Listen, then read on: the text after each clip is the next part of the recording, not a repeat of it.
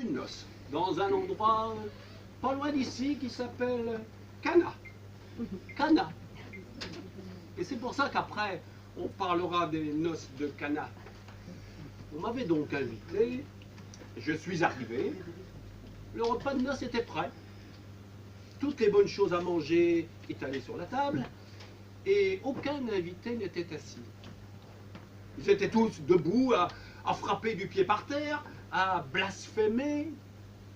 Il y avait le père de la mariée qui, debout, se tapait la tête contre le mur, sans s'arrêter, furieux. Mais qu'est-ce qui est arrivé, je demande? Oh, un malheur! L'époux s'est sauvé? Ah non, l'époux, c'est celui qui blasphème le plus. Qu'est-ce qui est arrivé alors? Oh, un malheur, et quel malheur!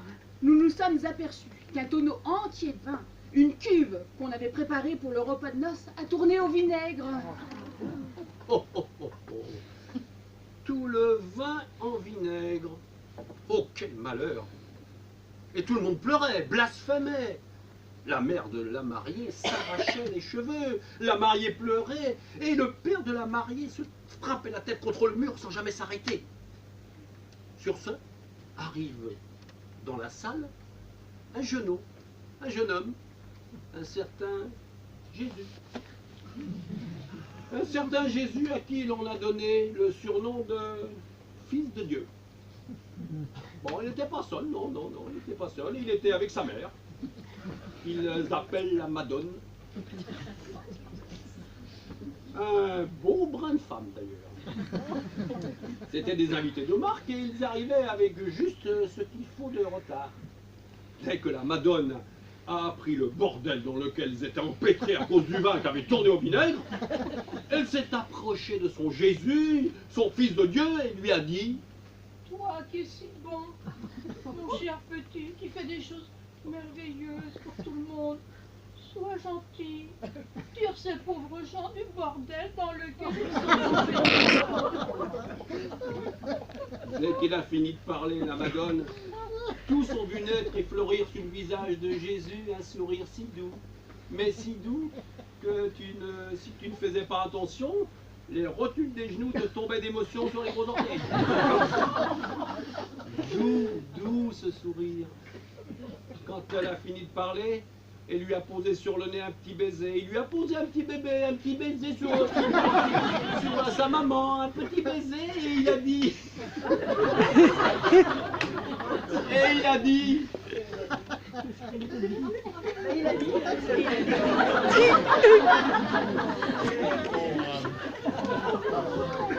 Bien, sur le nez un petit baiser et il lui a dit... Bien, mes amis, bien.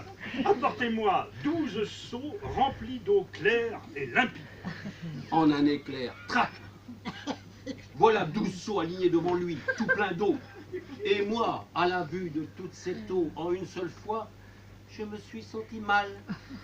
Il me semblait que je me noyais. Bon Dieu de bon Dieu! Le silence s'est fait. On serait cru à l'église au moment du Sanctus. Et ce Jésus s'est frotté un peu les mains, a fait claquer ses doigts, puis il a levé une de ses mains avec 3 doigts tendus seulement. Je me souviens, 3 doigts tendus. Les 2 autres étaient repliés. Et...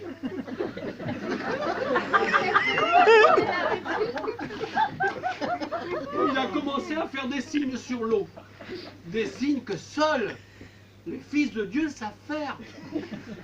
Moi j'étais tout près, comme je l'ai dit, comme l'eau me fait de l'effet rien qu'à la regarder, je ne regardais pas. Hein. J'étais donc là un peu triste, quand tout à coup me pénètre dans les narines un parfum qu'on aurait dit du raisin écrasé. Non, on ne pouvait pas se tromper. C'était du vin. Et quel vin, mon Dieu! Ils m'en ont passé une cruche. J'ai posé mes lèvres.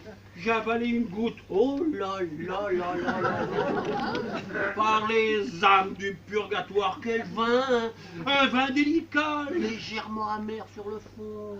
Un tantinet légèrement salé au milieu, qui étincelait partout, sans crème, ni écume. 3 ans d'âge au moins, et une année d'or. Il vous glissait dans le gosier comme ça. Il vous glissait dans le gosier, puis gargouillait jusque dans l'estomac, où il se reposait un peu, se préparait, c'est vous.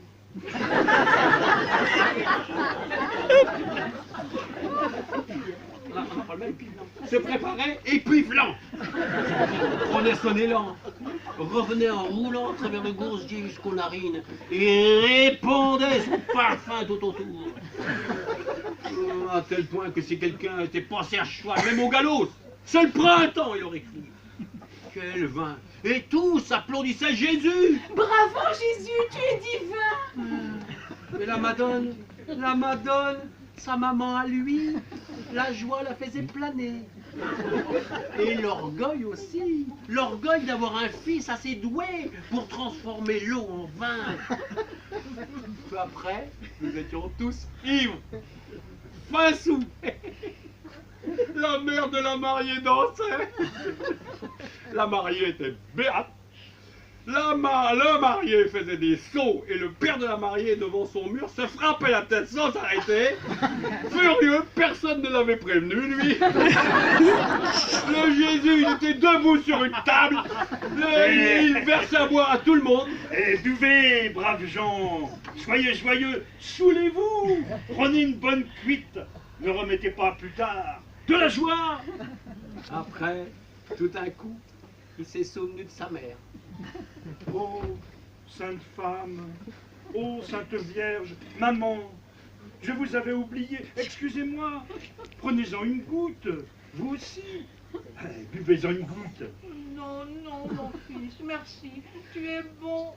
Mais moi, je ne peux pas boire. Je n'ai pas l'habitude de boire du vin. Ça me monte à la tête. Et après, je dis des bêtises. Mais non, maman, ça ne peut pas te faire de mal. Ça te rendra simplement un peu gai. Ça ne peut pas te faire de mal, ce vin. C'est du vin pur, ça, du bon vin. Et c'est moi qui l'ai fait. Et dire qu'il y a encore de sombres canailles qui vont raconter que le vin est une invention du diable, que c'est un péché, que c'est une invention de Satan. Est-ce que tu crois que si le vin était une invention du diable, Jésus l'aurait donné à boire à sa maman? À sa maman à lui? Parce que l'amour qu'il porte à sa maman, il est plus grand que tout l'amour que j'ai pour moi, par exemple, pour l'eau de vie de cette terre. C'est fini.